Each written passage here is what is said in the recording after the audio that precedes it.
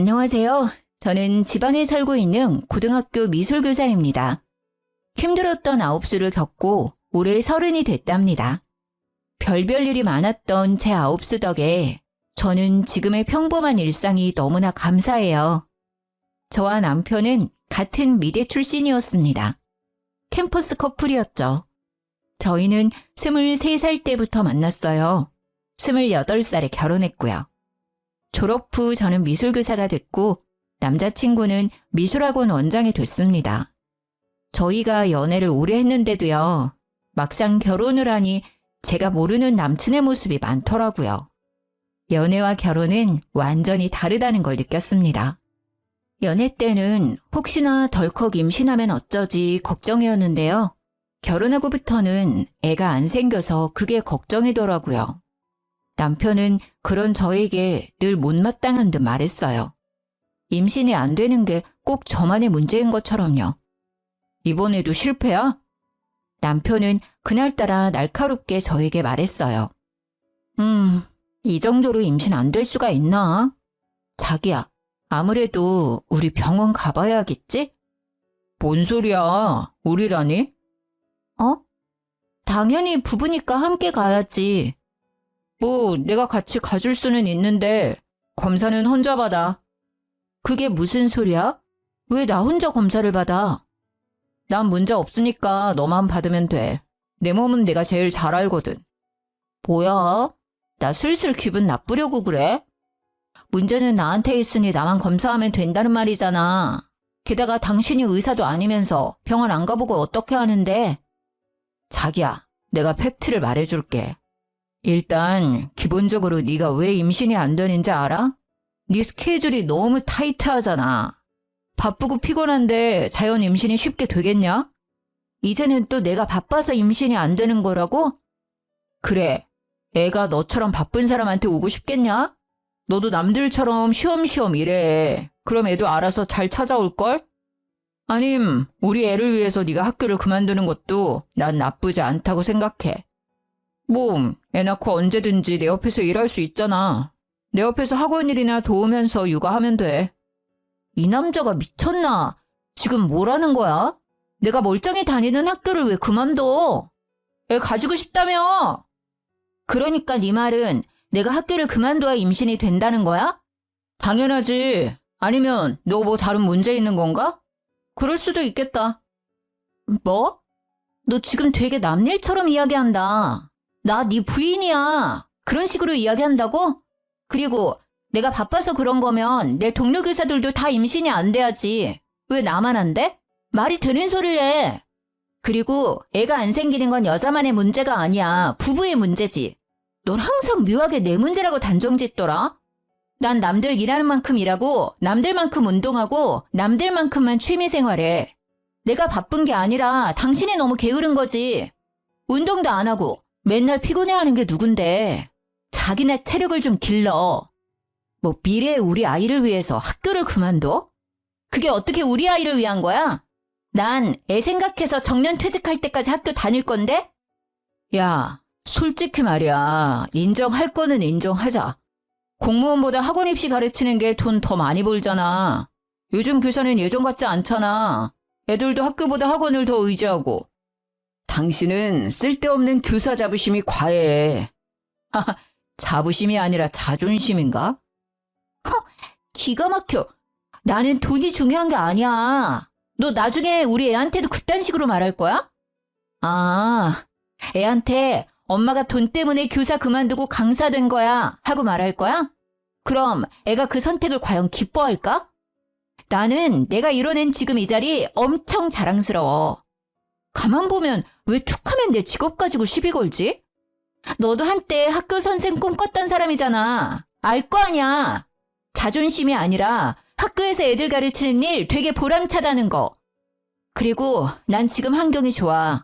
게다가 이것저것 따지고 보면 휴가나 보너스, 연금, 당연히 교사지. 어떻게 학원 강사가 더 낫냐? 너 말하는 꼬라지 보니까 미래가 딱 보여. 나중에 애 태어나면 애기야, 엄마는 선생이고 아빠는 강사 나부랭이야. 이럴 거지? 아빠 무시하는 엄마를 얘가 참 좋아하겠다.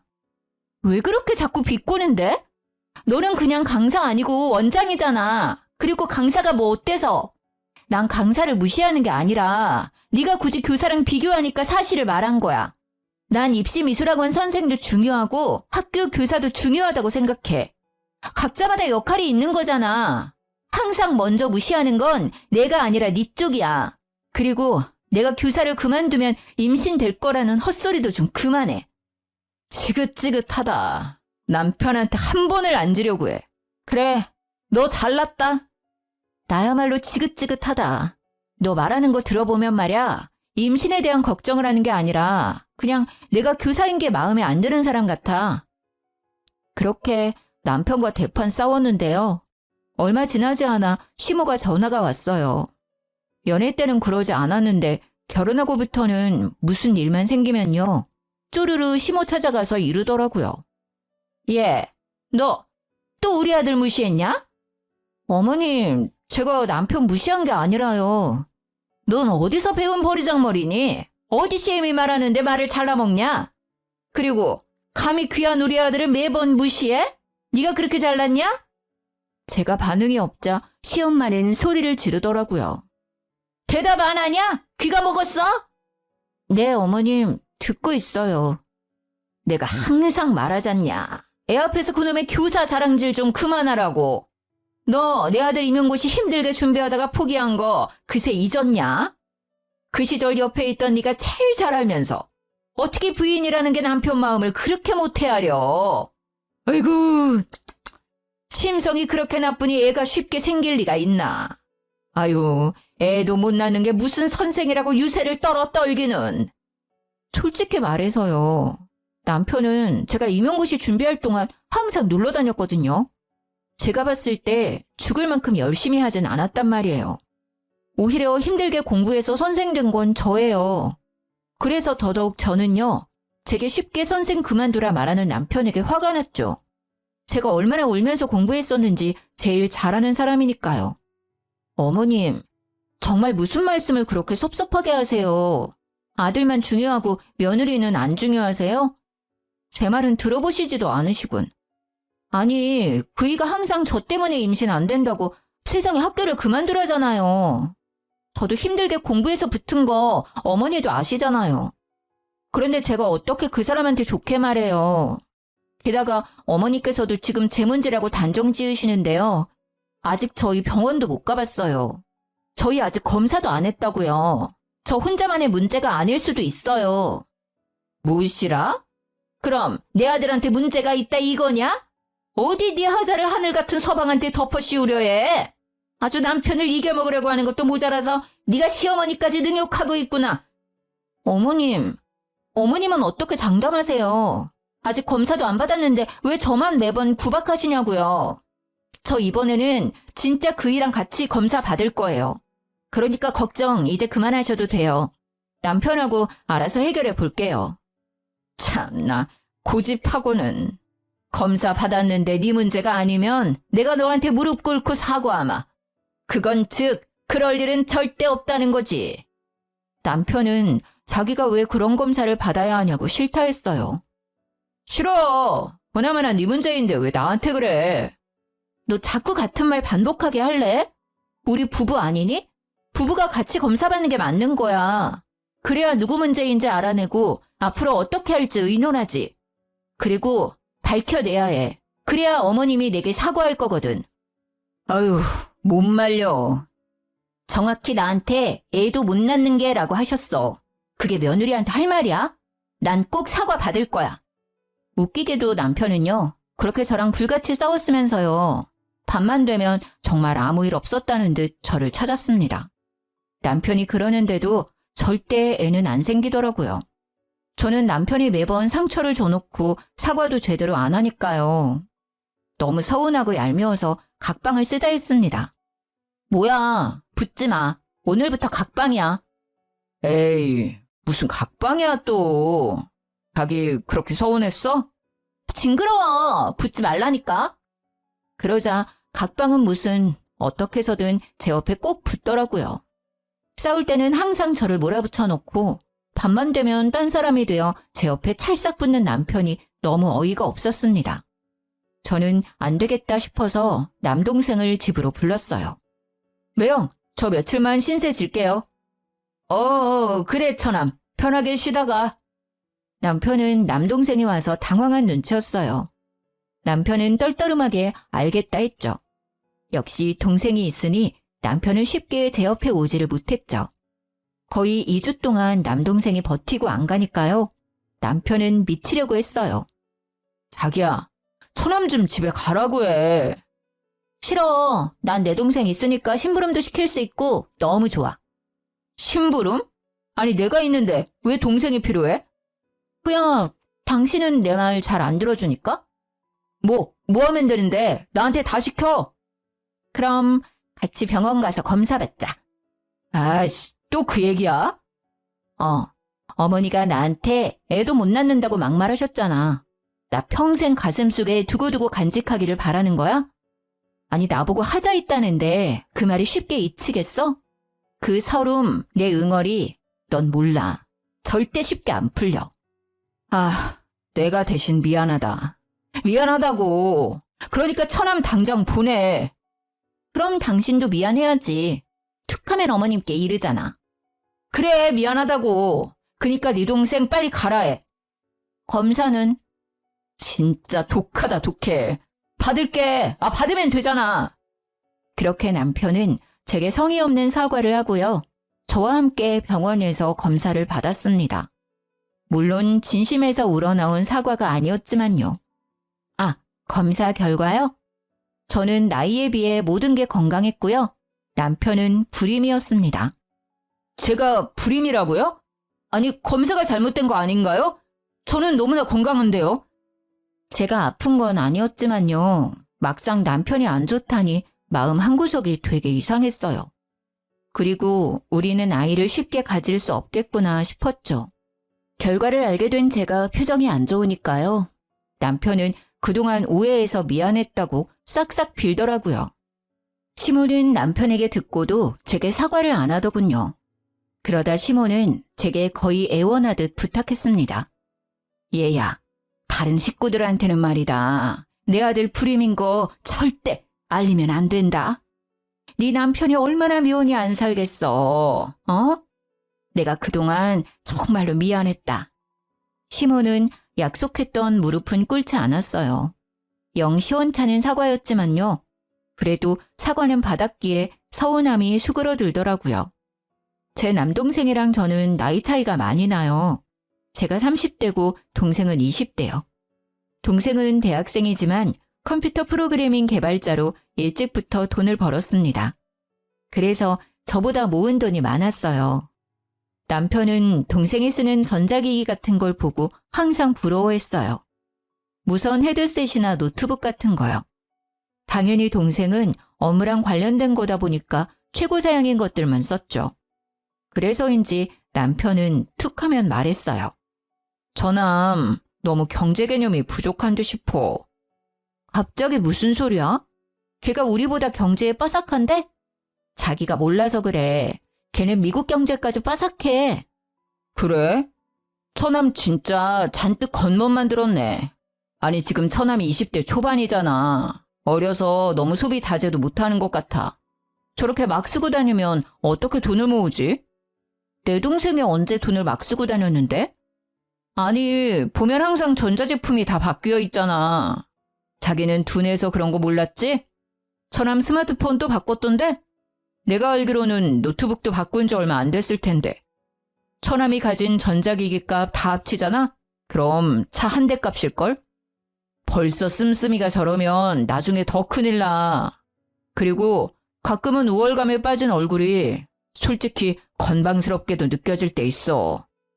야, 말 가려가면서 해. 너 지금 내 앞에서 내 동생 험담하는 거야? 에이, 뭔 소리야. 험담이라니. 가족으로서 걱정돼서 말하는 거잖아. 진짜 이제는 한 가족이니까 말하는 거야. 남이었으면 이렇게 말도 안 해. 그냥 뒤에서 씹고 말지. 전자기기는 내 동생이 일할 때 필요하니까 바꾸는 거야. 아니, 내 동생이 명품을 밝혀? 아님 술 먹고 놀러를 다녀. 전자기기 말고는 돈도 안 쓰거든? 소비가 아니라 투자라고. 그리고 자기가 버는 능력껏 소비하고 있는 거니까 네가 괜히 사서 걱정하지 마. 방금 너 되게 꼰대 같았어. 야, 남편 보고 꼰대라니.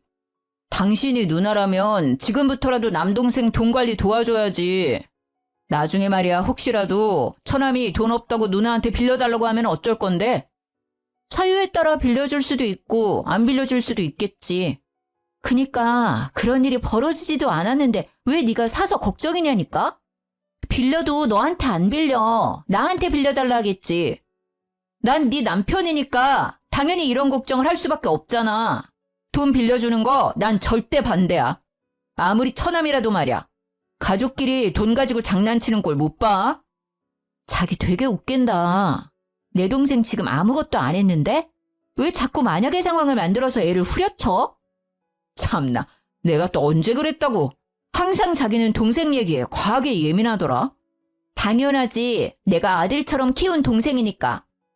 그렇게 너무 감싸고 돌지 마. 버릇 안 좋아져. 네가 그렇게 내 동생 은근히 욕하니까 나 갑자기 궁금하다. 그러는 너는 돈 관리 잘하고 있어? 사실 난 내 동생보다 자기가 더 걱정이거든. 내가 너 저축하는 것부터 한번 봐줄게. 뭔 소리야. 난 알아서 하지. 나이가 몇 갠데. 저는 당황하는 남편의 얼굴을 보자 속으로 웃음이 났어요. 왜 당신은 나한테 항상 숨겨? 숨기다니 뭘? 난 알아서 잘하고 있어. 그러니까 잘하고 있는 거 나한테 자랑 좀 해봐. 당신은 나 돈 관리 어떻게 하는지 안 궁금해? 우리는 애초에 생활비 각출해서 쓰기로 했고 나머지는 결혼 전에 터치 안 하기로 했었잖아. 부부끼리도 지켜야 할 선 있잖아.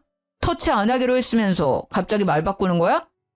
그러니까 부부끼리 지켜야 할 선 있는 것처럼 말이야. 남매도 그런 거야. 처남과 매형 사이는 더더욱 그런 거고. 앞으로 내 동생한테 신경 꺼. 나도 간섭 안 하는데 왜 당신이 내 동생을 터치를 하려 해? 남편은 그제서야 알았다고 입을 삐죽거렸죠. 물론 그 뒤로도요. 남편은 제 동생을 걱정하는 척하며 은근 험담을 했습니다. 그러다 남동생한테 문자가 왔어요. 누나, 좀 만날 수 있어? 그 문자는 평소랑 사뭇 다른 분위기였어요. 사람의 감이라는 건 참 웃겨요. 저는 무슨 일이 일어났다는 걸 단번에 알아챘죠. 뭔 일이야? 빨리 말해. 너 때문에 학교에서 아주 궁금해 죽는 줄. 누나, 잠시만 마음의 준비를 좀 해봐. 무슨 말을 하려고 그렇게 뜸들여? 마음의 준비씩이나 해야 해? 근데 마음의 준비는 네가 해야 하는 거야? 아님 내가 해야 하는 거야? 누나가. 아니, 우리 둘 다 해야겠다. 남동생은요. 시간이 한참 흘렀는데도 입을 못 대더라고요. 누나, 요새 어때? 건강하지? 나? 건강하지. 그래? 그러면 매형은? 매형? 매형도 잘 먹고 잘 자고 건강해. 그럼 매형 요즘 학원 일은 어때? 저는 점점 더 불안해졌습니다.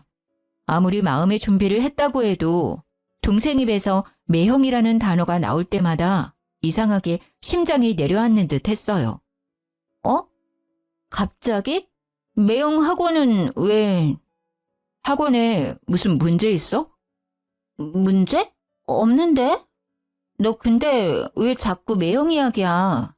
걔가 너한테 뭐라 하디? 설마 너 경제관념 없다고 막 기분 나쁘게 했어? 뭐야, 매형이 평소에 날 그렇게 말해? 경제관념 없다고? 매형 참 웃기네. 아니야, 매형은 친형처럼 그냥 걱정하는 거지. 모르겠다. 사실은 질투도 좀 섞여 있는 것 같아. 너 나이에 비해 돈 많이 벌잖아. 처남이 자기보다 능력 좋으니 신경 쓰이겠지. 매형은 됐고 누나 진짜 건강한 거 맞지? 혹시 나한테 말 못할 고민 같은 거 없지? 없어. 건강하다니까. 야, 나 슬슬 불안하거든? 빨리 얘기해주면 안 돼? 저는 보통 일은 아닐 거라 예상했어요. 동생의 얼굴에는 수심이 가득했죠. 실은 누나, 매형이 나한테 돈 빌렸어. 한 번 아니고 여러 번. 근데 빌리기만 하고 갚을 생각을 전혀 안 하시네. 돈은 천천히 받아도 돼. 근데 누나한테는 말해야 할 듯 싶어서. 게다가 뭐? 아니 이런 미친 인간 너한테 돈을 빌려? 왜 빌려줬어? 게다가 뭐? 누나 시험관 시술 말이야. 어? 시험관 시술이라니? 저는 제가 잘못 들은 줄 알았어요. 괜찮은 거 맞아? 나한테는 힘든 티 내도 돼. 뭔 소리야 그게. 역시 긴가민가 했는데 그것도 아니지? 매형 진짜 안 되겠네. 무슨 그런 거짓말을. 아, 설마. 매형이 누나 불임이라던데 아니지? 아니, 아니지. 근데 뭐 불임은 맞기는 해. 나 말고 네 매형이 불임이래. 그건 또 그거대로 충격이네. 아무튼 매형이 나한테 빌린 돈 말고도 여러 번 돈 받아갔어. 누나 병원비로 쓴다고. 뭐? 그건 또 뭔 소리래? 누나 시험관 시술 준비한다잖아. 그 소리에 내가 어떻게 돈을 안 줘. 나 놀라서 혼자 얼마나 울었는데 다 거짓말이었다니. 진작 누나한테 물어볼걸. 누나 힘들까봐 못 물어봤었거든. 매형은 어쩜 그런 거짓말을 눈 깜빡 안 하고 치지? 나 좀 소름 돋는다. 누나가 티는 안 내도 매일 주사 맞고 힘들어한다 했거든. 그리고 누나 불쌍하니까 아는 척하지 말라고 그랬어. 돈 주면서도 한편으로는 찜찜하고 이상했거든. 근데 처음에는 슬퍼서 판단력이 흐려졌었어. 그러다 해맑은 누나 얼굴 보는데 바로 정신이 들더라. 병원 다니는 사람처럼 안 보였으니까.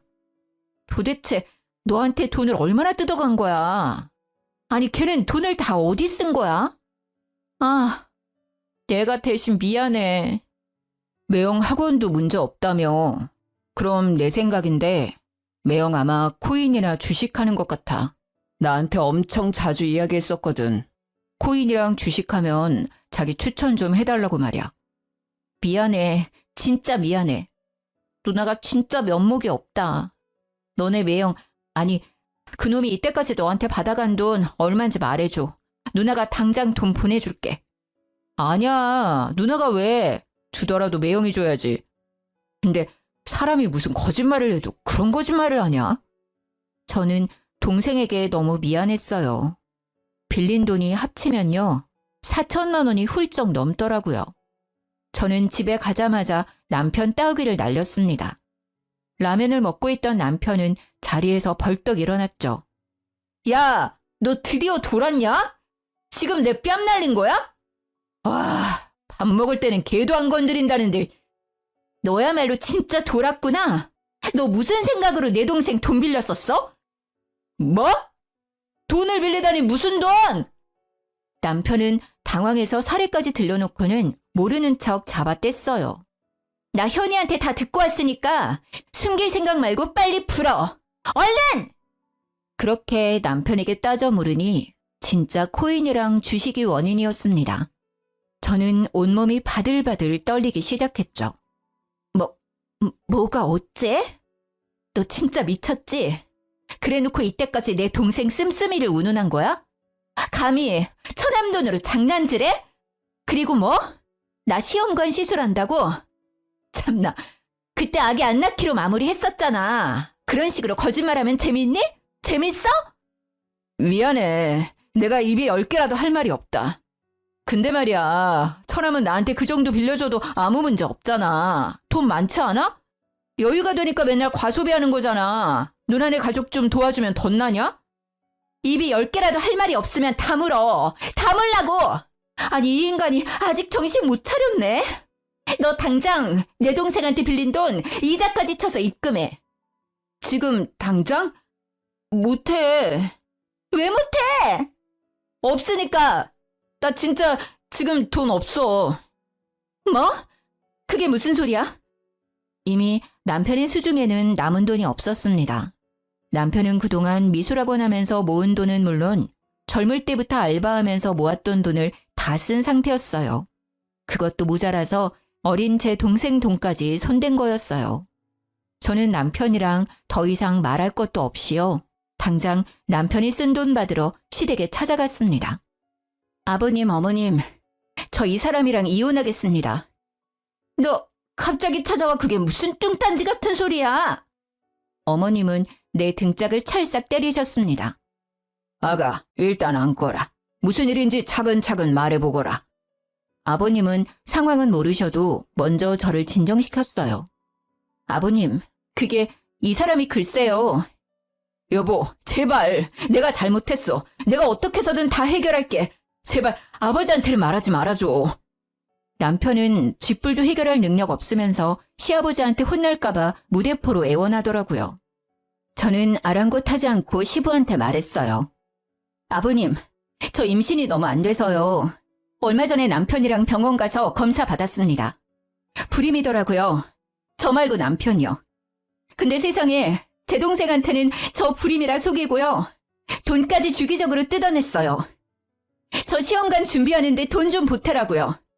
나이 어린 처남한테 부끄러운 줄도 모르고요. 돈 빌린 거랑 병원비라고 속여간 돈들 합치면 4천만 원이 훌쩍 넘습니다. 어떻게 인간이 저러죠? 저 동생 보기 너무 창피하고요. 이 사람이랑 이혼할 겁니다. 신뢰가 다 무너져 버렸어요. 지금까지 모아둔 돈들도 전부 날렸대요. 저는 화가 나서 울부짖었죠. 시댁 식구들은 시모 빼고 다 놀랐어요.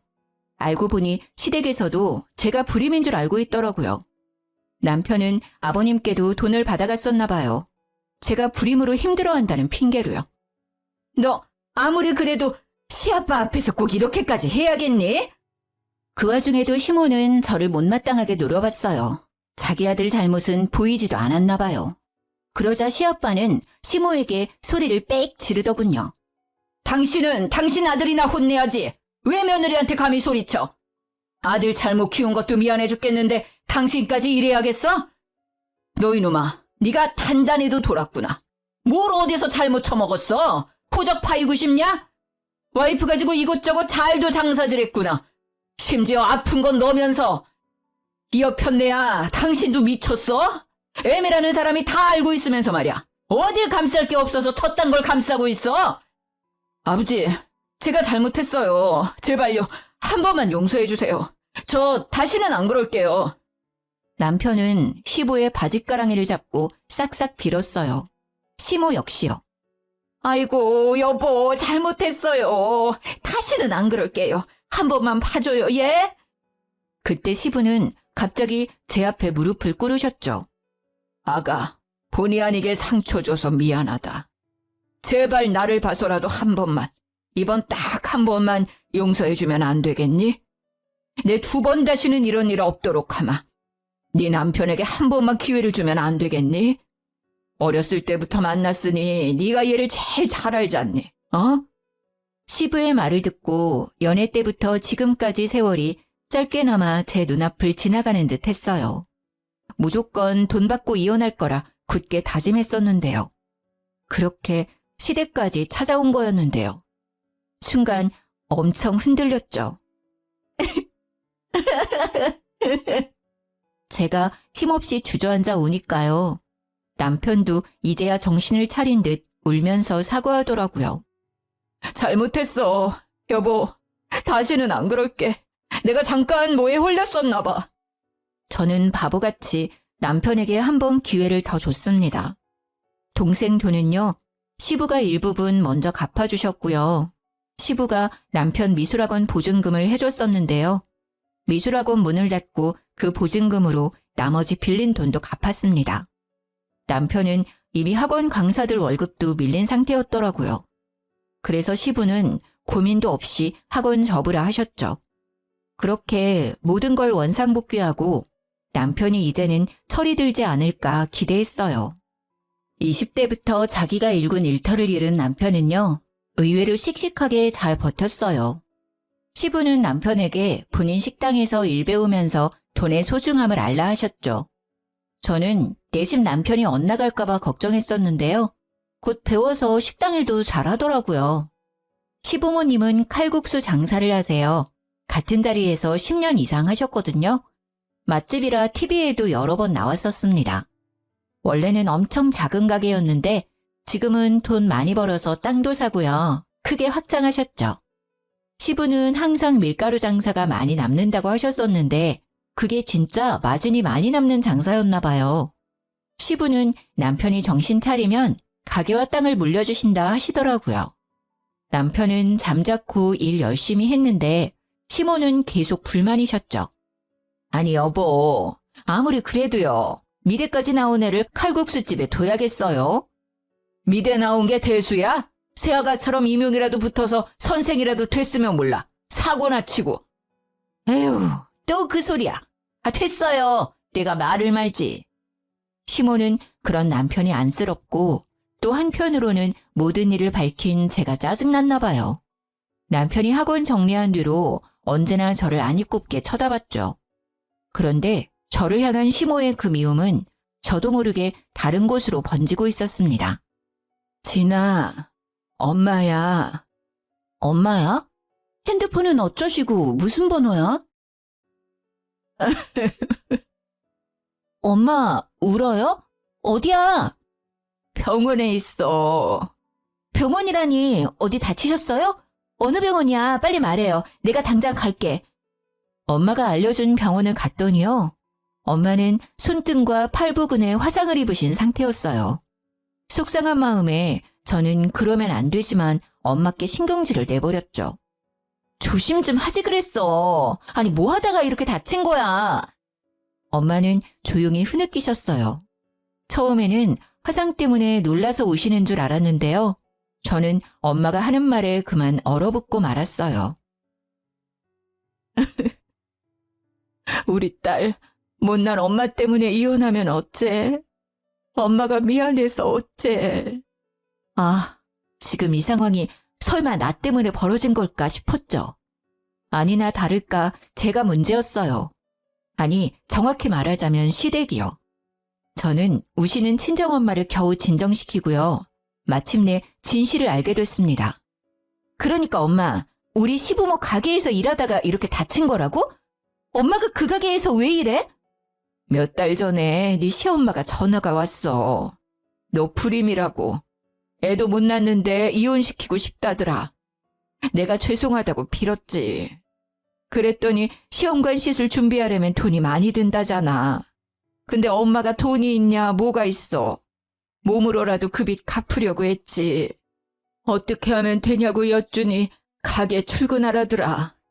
근데 엄마 생각보다 너무 힘들더라. 새벽부터 밤새 종일 일하고 칼국수 한 그릇만 먹으니 배도 엄청 고프고 서러웠어. 시아빠는 일주일에 3번 쉬거든요. 알고 보니 시모는요. 시부가 일 쉬는 날에 엄마를 불러서 일을 시킨 거예요. 무급으로 종일 일을 시켰다네요. 식사는 저녁에 칼국수 한 그릇 주고요. 엄마 말을 들어보니 남편이 가게로 온 뒤부터 엄마도 일을 시작했대요. 시모도 방관한 남편도 너무 화가 났습니다. 사돈, 설거지 좀 똑바로 해요. 네, 사돈 죄송해요. 사돈, 김치맛이 왜 이래? 누구 장사 망칠 일 있어요? 아이고, 네, 죄송합니다, 사돈. 시모는 엄마를 어려워하지도 않고요. 설거지에 서빙, 청소까지 야무지게 시켰다네요. 출근하면 김치까지 혼자 담그게 했답니다. 게다가 나중에는 호칭도 사돈이라고도 안 불렀대요. 그런 모욕감과 수치심을 견디면서까지 왜 친정엄마께서 바보같이 당했냐고요? 시모가 제가 불임이라 친정엄마를 속였으니까요. 게다가 남편도 그 거짓말을 거들었다네요. 장모님, 저남이 돈 사고를 쳐서요. 제가 수습했어요. 저 미술학원 접은 거요. 사실 처남 도와주다가 그렇게 됐습니다. 아이고 미안해서 어쩌나. 미안해, 내가 정말 미안해. 엄마는 또 아무것도 모르신 채로 남편에게 사죄했다네요. 그렇게 저와 이혼 안 하는 조건으로요. 엄마는 시댁 식당 일을 열심히 도왔던 겁니다. 사돈, 아니 시연엄마, 얼른 손님께 무릎 꿇어요. 하마터면 크게 다칠 뻔했잖아요. 이 뜨거운 걸 조심하지 않고. 정말 죄송합니다. 죽을 죄를 지었네요. 죄송합니다. 제가 눈이 잘 안 보이는 데다가 갑자기 빈혈기가 돌아서요. 조용히 하고 얼른 사과나 하세요. 아니요, 사장님, 저는 괜찮으니 그쯤 해주세요. 어머님, 괜찮으세요? 어머, 손 많이 다치신 것 같아요. 어떡해요? 병원에 빨리 가보세요. 시모가 난리치자 오히려 손님이 엄마 걱정을 더 해주셨대요. 아니, 진짜 딸내미는 둬서 뭐해요?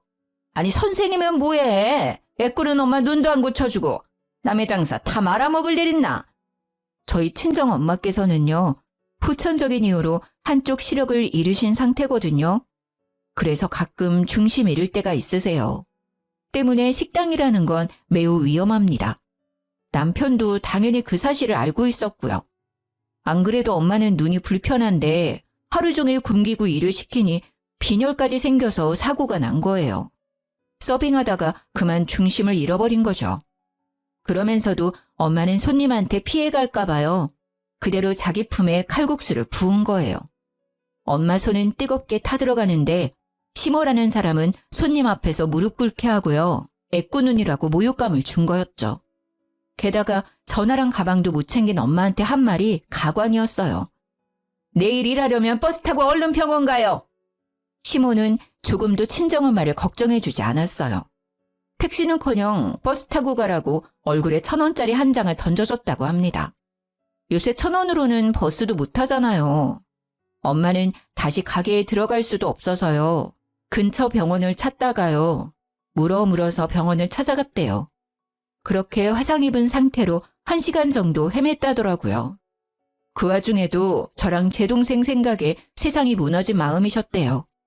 저는 물상식한 시모와 모든 걸 방관한 남편에게 참을 수 없는 분노를 느꼈습니다. 저는 엄청 큰 보온병에요. 물을 가득 담아서 시부모 가게에 찾아갔습니다. 보온병을 들고서는 소리를 고래고래 질렀죠. 당신들 오늘 다 죽는 거야! 그러자 주방에서 시모와 남편이 뛰어나왔어요. 시부는 카운터에 서서 왜 그러냐고 저를 말리셨죠. 저는 아랑곳하지 않고 보온병 뚜껑을 열어서 시모와 남편에게 뿌리려고 다가갔어요. 그러자 시모랑 남편은 놀라서는 잘못했다고 무릎 꿇고 빌었습니다. 아, 잘못한 건 알아? 감히 우리 엄마한테 그따위 취급을 해? 어떻게 인간이 그래? 얘야, 무슨 일이냐? 부디 진정하고 말해보렴. 무슨 일이냐고요? 아버님, 기가 막혀서 도저히 제 입으로는 말 못하겠네요. 그때 이혼했었어야 해요. 이 미친 인간들이 제 친정엄마께 어떻게 한 줄 아세요? 야, 네가 직접 말해. 니들이 직접 말하라고. 내가 왜 왔는지 잘 알 거 아냐? 시모와 남편은 쭈뼛거리며 이때까지 있었던 일을 말했죠. 시부도 충격을 받았는지 잠시 휘청이셨습니다. 어머니, 아니 아줌마, 우리 엄마한테 애꾸눈이라 한 건 왜 빼요? 화상 입었는데 병원 가라고 얼굴에 1,000원 던졌다며? 온종일 일 시켜놓고는 일당으로 칼국수 한 그릇 줬다며? 내가 우스워? 우리 집이 그렇게 우스워? 니들이 뭐가 그렇게 잘났길래 우리 엄마 가슴에 상처를 줘? 저는 보온병을 열어서 남편이랑 시모에게 그대로 콸콸 부었습니다. 남편과 시모는 각기 다른 짧은 비명을 질렀죠. 당연히 보온병에 챙겨갔지만 끓는 물은 아니었어요. 정신 차리라고 얼음물을 챙겨왔었죠. 시모는 그게 뜨거운 물이 아닌 걸 알고는요. 곧바로 일어서서 저보고 정신 나갔냐고 뺨까지 때리더라고요. 또 머리채를 잡으려고 해서 저는 시모를 거칠게 밀쳐냈습니다. 시모와 남편은 여전히 반성은 없는 듯했죠. 남편은 제 보온병을 낚아채서 던지며 씩씩거리더군요. 시부는 그 광경에요. 조용히 저를 말리시며 말하셨습니다. 아가, 잠시 기다려봐라. 저런 미친 것들은 내가 처리하마. 너네는 진짜 뜨거운 맛을 봐야 해.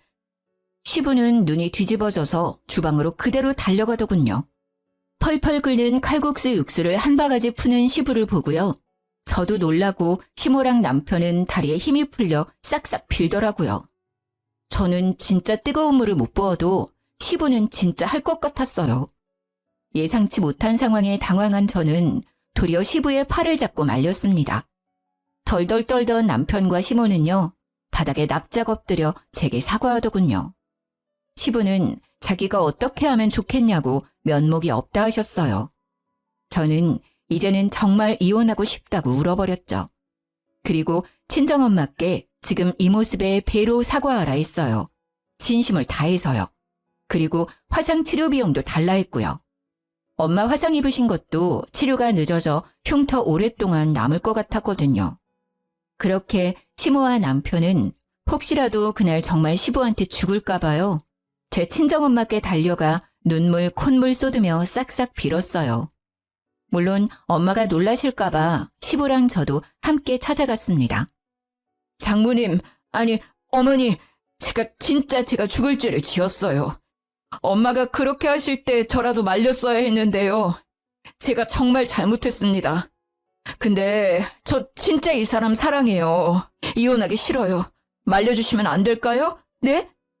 어머니, 예전에 저 진짜 예뻐하셨잖아요. 네? 예정을 생각해서라도요. 저 사람 좀 설득해 주세요. 남편과 시모의 눈물이 가증스러운 악어의 눈물처럼 보여서 저는 속이 내내 울렁거렸답니다. 사돈, 부족하고 부족한 제 아들 한 번만 봐주셔요. 제가 앞으로 여왕처럼 우리 새애기랑 안싸돈 모실게요. 저희 모자에게 한 번만 기회를 주시면 안 될까요? 이렇게 부탁하고 또 부탁합니다. 평생 죄 갚고 살겠습니다. 이렇게 이혼하면 얘 사람 굿이라고 못 삽니다. 엄마는 속도 없으신지요. 괜찮다고 일어나라 하셨어요. 하지만 사과는 받지 않으셨죠. 잘 알겠습니다. 하지만 사과는 못 받겠네요. 저는 제 딸이 행복했으면 좋겠습니다. 지난 몇 개월간 사돈어른 가게에서 일하면서 느낀 건데요. 제 딸은 그런 집에서 절대 행복할 수 없을 것 같습니다. 그러니 제 딸을 그만 놓아주세요. 자네도 내 딸 이제 보내주게. 원래 각자가 살던 삶으로 돌아갔음 하네. 그리고 잠자코 지켜보던 시부는요. 엄마 손등을 이제야 발견하셨는지 너무 죄송하다고 울먹이며 사죄하셨죠. 시부의 사과만이 진심으로 느껴졌어요. 아무것도 가진 게 없는 남편 대신 시부가 치료비도 대신 보내주셨어요. 엄마와 제 동생, 그리고 제가 그동안 피해 입은 것도 미안하다고 다시 한번 남편과 시모 대신 사죄하셨고요. 그래서 시부에게 위자료로 5천만 원은 받았습니다. 시부는 그 뒤로도 남편과 시모가 소름 끼친다며 가게에서 쫓아냈어요. 대신 다른 친척분들과 같이 칼국수집 운영하고 계세요.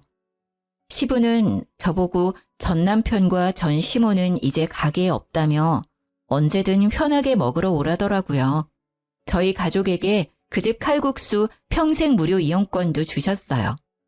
물론 저희 가족은 그쪽 근처 갈릴 생각도 없지만요. 들어보니 시부도 시모랑 이혼 준비 중이었습니다. 시모는 그 이후로 제가 본인 가정 풍비박산 냈다고요. 우리 학교까지 찾아와서 난동 부렸어요. 야, 이거사. 너 따위가 우리 집에 굴러들어와서 다 망했어. 네 인생은 뭐 계속 탄탄대로 굴러가게 내가 냅둘 것 같아? 천만에 내가 너 지옥 끝까지 따라간다. 지옥은 혼자서 가세요. 아니면 아드님 손잡고 사이좋게 가시던가요. 아니, 근데 아직까지 이게 정신을 못 차렸네. 전 시모는 순식간에 제 머리채를 잡고 이리저리 흔들었죠. 물론 경찰에 잡혀갔고요. 또 뒤처리는 시부가 하려고 하셨죠. 저는 시부한테 그러지 마시라 했어요. 이제 더 이상 죄책감 갖지 마시라고요. 시모한테만 죄를 묻겠다고요. 현재 폭행이랑 모욕죄로 시모를 고소한 상태이고요. 학교에서도 시모를 기물파손죄로 신고한 상태입니다. 저는 절대 합의 안 해줄 거예요. 시부의 울타리가 없을 때 본때를 보여주려고요. 남편은 시부에게 쫓겨나고 갈 곳을 잃었더라고요. 미술학원 원장 출신이기는 하지만요. 입시 미술학원 강사로도 취직이 안 되고 있대요. 동네가 워낙 좁고 유명한 칼국수집 아들이다 보니까 남편에 대한 소문도 금방 났거든요. 돈 없어서 강사들 월급 밀린 부분도 말이죠. 아무래도 문제가 많은 사람인 걸 알았으니까 아이들이 다니는 미술학원에 고용하기는 다들 꺼려했나 봐요. 제일 최근에 들은 바로는 편의점 알바를 하고 있대요. 둘 다 제가 생각한 것보다 약한 벌을 받고 있지만 속은 시원했어요. 그리고 전 남편이 또 제 소문을 말도 안 되게 낼지 모르니 특단의 조치를 취했죠. 대놓고는 아니지만 슬쩍 대학 동기들에게 남편이 불임이었다고 흘렸어요. 시모가 제 학교에 와서 난동부려 조금은 창피하지만 학교도 어차피 내년이면 곧 옮기기 때문에 상관없어요. 내년에는 이 동네를 벗어나서 새로운 곳에서 새 출발할 거예요. 지금 돌이켜 생각해보니까요. 하늘에서 일부러 제게 아이를 보내지 않았던 건가 싶네요. 남편에게서 빨리 도망칠 수 있도록 말이에요. 연애를 오래 했다고 해서 진짜 그 사람의 전부를 알 수는 없나 봐요. 그 시간들이 너무 아깝지만 비싼 값 치르고 인생 경험했다고 생각하려고요. 긴 사연 들어주셔서 감사합니다.